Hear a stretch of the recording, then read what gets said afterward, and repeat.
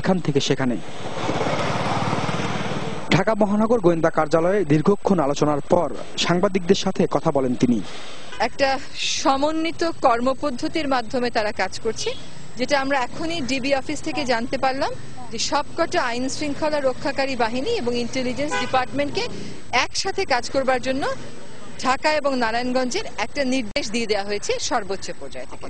রিজওয়ানার ধারণা, তার পেশাগত দায়িত্ব পালনকালে যাদের স্বার্থে আঘাত লেগেছে হয়তো তারাই তার স্বামীকে অপহরণ করেছে। আমার কাছে এটা পরিকল্পিত মনে হয়েছে, কিন্তু কারা জড়িত সেটা এই মুহূর্তে আমি বলতে পারছি না ভাই। তদন্তের সাথে বলাটা ঠিক হবে না। আমার সন্দেহের তালিকায় একমাত্র রয়েছে সে সমস্ত ব্যবসায়ী প্রতিষ্ঠান যাদের অর্থনৈতিক স্বার্থে আমাদের বিভিন্ন আইনগত কর্মকাণ্ডের ফলে আঘাত পৌঁছেছে। অপহরণে ব্যবহার করা নীল রঙের মাইক্রোবাসটি নম্বর সহ চিহ্নিত করেছে পুলিশ, কিন্তু এতে ব্যবহার করা হয়েছে ভুয়া নম্বর প্লেট, জানিয়েছে বিআরটিএ। বিভিন্ন থেকে যে গাড়ির কথাটা বলা হচ্ছে যে চট্টমেট্রো গ 17 সিরিয়ালের 83-87 গাড়িটা আমাদের এখান থেকে রেজিস্ট্রেশন প্রদান করা হয়নি।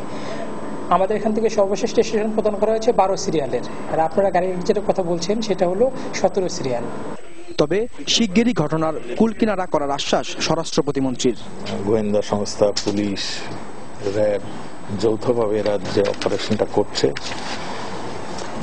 এই অপারেশনের মাধ্যমে গাড়িটির খবর আমরা পেয়েছি। গাড়িটা উদ্ধার হবে কিছুক্ষণের মধ্যে, হয়তো গাড়িটা উদ্ধার হবে, আমরা খবরটা পেয়েছি। পরিত্যক্ত গাড়ি। তা আমরা আশা করছি যে আমরা খুব শীঘ্রই একে উদ্ধার করতে পারব। রিজওয়ানার স্বামীকে উদ্ধারের দাবিতে হাইকোর্ট এলাকায় বিক্ষোভ করেছেন আইনজীবীরা। একে অপরের প্রতি দোষারোপ বাদ দিয়ে আমাদের সবাই নিরাপত্তা নিশ্চিত করেন, রিজওয়ানার হাজবেন্ড যাতে সুস্থ সবলভাবে এখনই ফিরে আসে সেই ব্যবস্থা করেন। রিজওয়ানার উপর নয়, এই হুমকি পেশার উপরে হুমকি, আমরা পেশার নিরাপত্তা চাই। অপহরণের ঘটনায় উদ্বেগ জানিয়েছেন বিশিষ্ট নাগরিকরাও। তাদের দাবি, দ্রুত ও অক্ষত অবস্থায় আবু বকর সিদ্দিকীকে ফিরিয়ে দেওয়ার।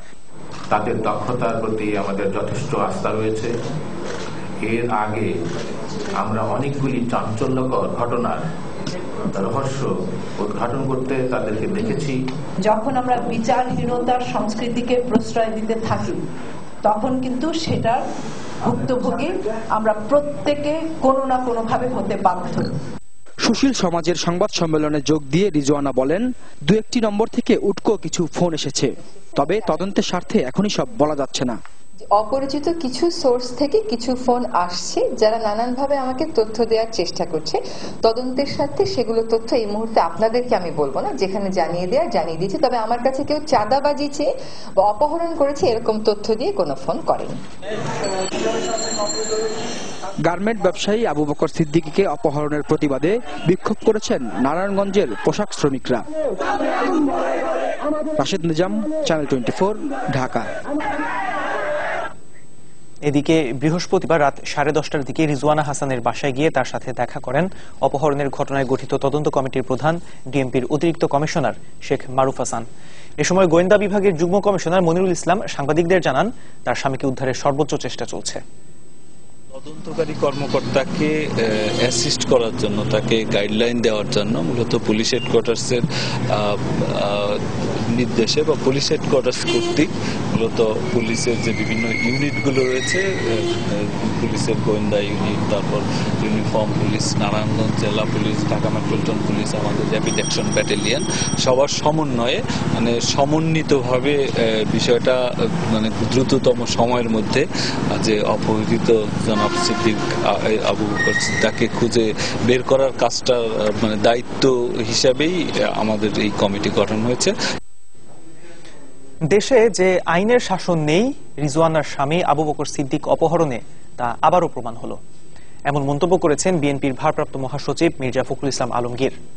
বিএনপি নেতা এম ইলিয়াস আলী নিখোঁজের প্রতিবাদে আয়োজিত সমাবেশে মন্তব্য করেন তিনি। দাবি করেন, গত 3 মাসে ঢাকা মহানগর থেকে বিএনপির 22 নেতাকর্মী গুম হয়েছে। 2012 সালের এই দিনে নিখোঁজ হন বিএনপি নেতা এম ইলিয়াস আলী। ওই রাতে রাজধানীর একটি হোটেলে সবশেষ দেখা গিয়েছিল তাকে। এতদিনেও খোঁজ না মেলায় ক্ষোভ জানালেন ইলিয়াস আলীর স্ত্রী। মাননীয় প্রধানমন্ত্রী, ওনার সঙ্গে আমি দেখা করেছিলাম আমাদের বাচ্চাদেরকে নিয়ে। উনি আমাদেরকে আশ্বাস দিয়েছিলেন আমার বাচ্চাদেরকে, কিন্তু আশ্বাস শুধু আশ্বাসেই রয়ে গেছে, কোনো প্রতিফলন এখন পর্যন্ত আমরা পাইনি। ইলিয়াস আলীর পরিবারে খোঁজ নিতে বনানীর বাসভবনে যান বিএনপির সিনিয়র নেতারা। এরপর রাজধানীর ইঞ্জিনিয়ার্স ইনস্টিটিউশন মিলনায়তনে ইলিয়াস আলীর নিখোঁজের প্রতিবাদে সমাবেশ করে বিএনপি।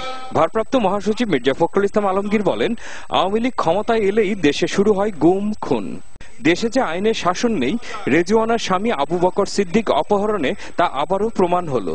সৈয়দা রিজওয়ানার স্বামী, তাকে যদি গুম করে দেওয়া যায়, ইলিয়াস আলীকে যদি তুলে নেওয়া যায়, চৌধুরী আলমকে যদি তুলে নেওয়া যায়, তাহলে এই দেশে নিরাপত্তা কে? যে কোনো মুহূর্তে যে কোনো মানুষকে ওই ভয়াবহ ভীতিকর সাদা গাড়ি অস্ত্র নিয়ে এসে তুলে নিয়ে যাবে। কিছু বললেই বলবে আমরা সরকারের লোক, আমরা ডিবির লোক অথবা র্যাবের লোক, তারপরে তাকে আর খুঁজে পাওয়া যাবে না। আমি এই সরকারকে আজকে এই মানবতা বিরোধী অপরাধ সংগঠন করার দায়ী দোষী করছি। ঢাকা মহানগরের আহ্বায়ক সাদেক হোসেন খোকা গুম খুন করে স্বাভাবিক রাজনীতির পথ বন্ধ না করার আহ্বান জানান। আশঙ্কা করেন এতে করে উত্থান হতে পারে তৃতীয় শক্তির। রেজিওনার স্বামীর নিরাপত্তা যে সরকার দিতে পারে না, যে সরকার ইলিয়াস আলীর মতো একজন ছাত্রনেতা সাবেক সংসদ সদস্যের জীবনে নিরাপত্তা দিতে পারে না, দেশে কোন সরকার আছে বলে তো প্রতীয়মান হয় না। দেশ আজকে সরকারবিহীন চলছে। বিএনপির নেতারা বলেন, সুপরিকল্পিতভাবে ধ্বংস করা হচ্ছে গণতন্ত্র, আর এ থেকে পরিত্রাণ পেতে আন্দোলনের বিকল্প নেই বলেও মন্তব্য তাদের। সরকার দিতে পারে না। মহসিনুর রহমান বাদল, চ্যানেল 24, ঢাকা। 19 দলীয় জোট নেতাদের সাথে বৈঠক করেছেন বিএনপির চেয়ারপারসন বেগম খালেদা জিয়া। বৃহস্পতিবার রাতে গুলশানে চেয়ারপারসনের নিজ কার্যালয়ে এই বৈঠক করেন তিনি।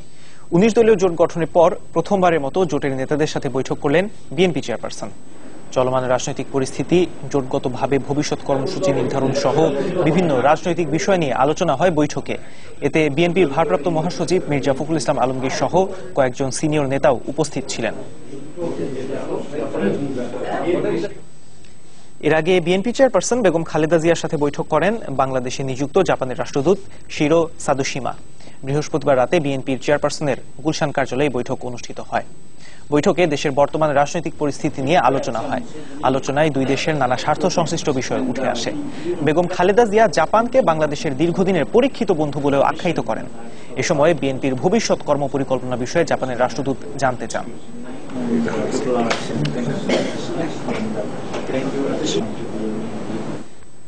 বৃহস্পতিবার পালিত হল ঐতিহাসিক মুজিবনগর দিবস।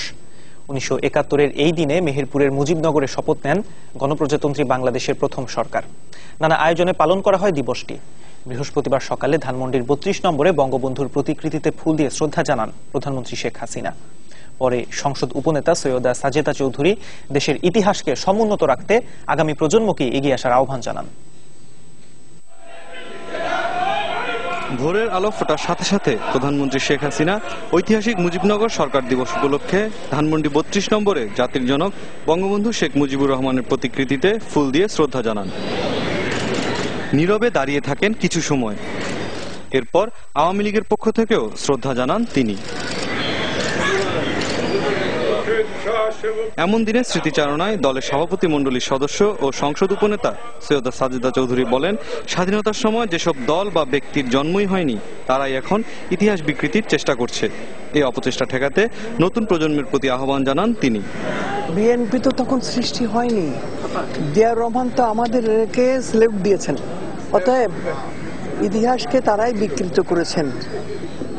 আর যারা আগামী দিনে আছেন, এখনো আছেন, যারা দেখেননি, তারা এই ইতিহাসকে সমুন্নত রাখবেন, সেই আমি আশা করি। দিবসটি উদযাপনে ধানমন্ডিতে আওয়ামী লীগ সভানেত্রীর রাজনৈতিক কার্যালয়ের এক আলোচনা সভায় সভাপতি মণ্ডলীর আরেক সদস্য ও যোগাযোগ মন্ত্রী ওবায়দুল কাদের অভিযোগ করেন, সরকারের বিরুদ্ধে আন্দোলনে ব্যর্থ হয়ে একটি মতলবী মহল ইতিহাস বিকৃতির চেষ্টা করছে। মুক্তিযুদ্ধের মীমাংসিত বিষয় নিয়ে একটা মতলবী মহল আজ চক্রান্তে মেতে উঠেছে। সরকারের বিরুদ্ধে আন্দোলনে ব্যর্থ হয়ে তারা পরিকল্পিতভাবে চক্রান্তের পথ বেছে নেয়। একই স্থানে আরেক সংবাদ সম্মেলনে দলের প্রচার ও প্রকাশনা বিষয়ক সম্পাদক ডক্টর হাসান মাহমুদ অভিযোগ করেন 22 এপ্রিল তিস্তা মার্চ কর্মসূচির নামে আবারও দেশে নৈরাজ্যকর রাজনীতির চেষ্টা করছে বিএনপি। রাজনৈতিক কর্মসূচির নামে আবার নৈরাজ্যকর পরিস্থিতি সৃষ্টি করতে চায়। মুরসালিন জুনায়েদ, চ্যানেল 24, ঢাকা। বঙ্গবন্ধুকে নিয়ে কটূক্তি করার মাধ্যমে বিএনপি প্রমাণ করেছে তারা বাংলাদেশের ইতিহাস মানে না। জামায়াত শিবিরকে সাথে নিয়ে মুক্তিযুদ্ধের চেতনা ধ্বংস করার অপচেষ্টা চালাচ্ছে তারা। মেহেরপুরে ঐতিহাসিক মুজিবনগর দিবসের অনুষ্ঠানে যোগ দিয়ে এসব কথা বলেন আওয়ামী লীগের সিনিয়র নেতারা। তারা বলেন 1971 সালের 17 এপ্রিল মেহেরপুরের বৈদ্যনাথ তলায় আনুষ্ঠানিকভাবে দায়িত্ব নিয়েছিল স্বাধীন বাংলাদেশের প্রথম অস্থায়ী সরকার। শপথ নিয়েছিল সাম্য, মানবিক মর্যাদা ও সামাজিক ন্যায় বিচার প্রতিষ্ঠার। আর তাদের সফল নেতৃত্বেই দীর্ঘ 9 মাসের যুদ্ধ শেষে স্বাধীন পতাকা পেয়েছিল জাতি। এর আগে বৃহস্পতিবার সকালে আম্রকাননের স্মৃতিসৌধে জাতীয় পতাকা উত্তোলনের মধ্য দিয়ে শুরু হয় দিনের কর্মসূচি। বঙ্গবন্ধু মেজর শফিউল্লাহকে, মেজর জিয়াকে, মেজর থেকে লেফটেন্যান্ট কর্নেল, লেফটেন্যান্ট কর্নেল থেকে কর্নেল, কর্নেল থেকে ব্রিগেডিয়ার, ব্রিগেডিয়ার থেকে মেজর জেনারেল করলেন। কোথায় কে কোন অর্বাচীন কি বললো এটা তো কোনো আসা যায় না। বাংলাদেশের স্বাধীনতা সংগ্রামের ইতিহাসের সবচেয়ে বড় সাক্ষী বাংলার জনগণ। বাংলার জনগণের হৃদয়ে আছে বঙ্গবন্ধু জাতির জনক। আছে 17 এপ্রিল। এরা হচ্ছে সেই দল যে দল স্বাধীনতা সংগ্রামের ইতিহাসকে ভুলুণ্ঠিত করার জন্য স্বাধীনতা বিরোধী শক্তিকে ক্ষমতায় বসিয়েছিল। জামাত শিবিরকে সাথে নিয়ে, 71-এর রাজাকারকে সাথে নিয়ে আছে দেশের নৈরাজ্য সৃষ্টি করতে চেয়েছে। 1971 সালের 27 মার্চ সন্ধ্যায় নিজেকে রাষ্ট্রপতি পরিচয় দিয়ে স্বাধীনতার ঘোষণা পাঠ করেন মেজর জিয়াউর রহমান। পরে রাজনৈতিক নেতাদের চাপে বঙ্গবন্ধুর পক্ষে 28 মার্চ আবারও স্বাধীনতার ঘোষণা দেন তিনি। কিন্তু এরও 3 দিন আগে 25 মার্চ রাতেই বাংলাদেশের স্বাধীনতার ঘোষণা দেন বঙ্গবন্ধু শেখ মুজিবুর রহমান। মুজিবনগর দিবস উপলক্ষে আলোচনায় এসব তথ্য দিয়েছেন মুক্তিযুদ্ধ 71-এর সেক্টর কমান্ডাররা। তারা বলছেন পাকিস্তানের ষড়যন্ত্রেই বাংলাদেশের প্রথম রাষ্ট্রপতি নিয়ে নতুন করে ইতিহাস বিকৃত করা হচ্ছে।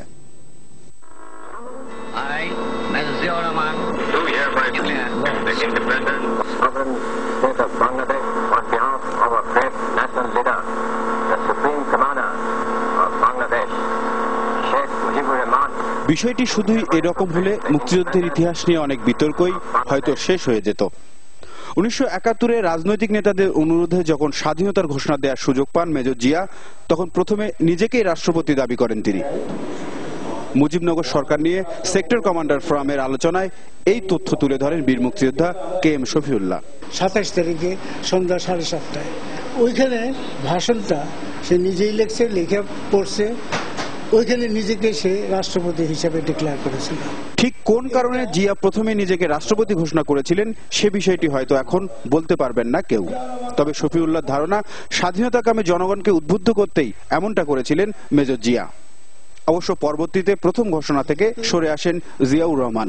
এই উদ্যোগটা ছিল পলিটিক্যাল লিডার্সদের। তারা বলল যে না, এটা তো ঠিক হয় নাই, মানে বঙ্গবন্ধুর কথা নিয়ে বলতে হবে। এই জন্যই তখন জিয়াউর রহমান পরের দিন 28 তারিখে গিয়ে আবার রেডিও স্টেশনে I on behalf of Bangabandhu Sheikh Mujib এটা কথা বলেন। ইতিহাসের পাতা উল্টে দিতে বর্তমানে দেশের প্রথম রাষ্ট্রপতি নিয়ে যে বিতর্ক সৃষ্টি করা হচ্ছে সেখানে পাকিস্তানের একটা চক্রান্ত আছে বলেও মনে করেন সেক্টর কমান্ডার ও মুক্তিযোদ্ধারা। এটি একটি পরিকল্পিত যে প্রয়াস 75 বার শুরু হয়েছে, এটি তারই অংশ। পাকিস্তানিরা তাকে দিয়ে করাচ্ছে যাতে করে নাকি আমাদের স্বাধীনতার সমস্ত গর্বটা হয়ে যায়, নষ্ট হয়ে যায়। অন্য আলোচকরা বলছেন মূল ঘটনা থেকে মানুষকে বিভ্রান্ত করতেই নতুন করে স্বাধীনতার ঘোষণা বা দেশের প্রথম রাষ্ট্রপতি নিয়ে বিতর্ক সৃষ্টি করা হচ্ছে। আরিফুল সাজ্জাদ, চ্যানেল 24, ঢাকা। ঋণ অনিয়মের অভিযোগে বেসিক ব্যাংকের ডিএমডি, জিএম ও ডিজিএম সহ 6 কর্মকর্তাকে সাময়িক বরখাস্ত করেছে ব্যাংকটির পরিচালনা পর্ষদ। তারা হলেন ডিএমডি মোনায়েম খান, জিএম জয়নাল আবেদিন চৌধুরী, খন্দকার শামীম হাসান, মোহাম্মদ আলী, ডিজিএম সেতার আহমেদ এবং ডেপুটি ম্যানেজার জাহিদ হাসান।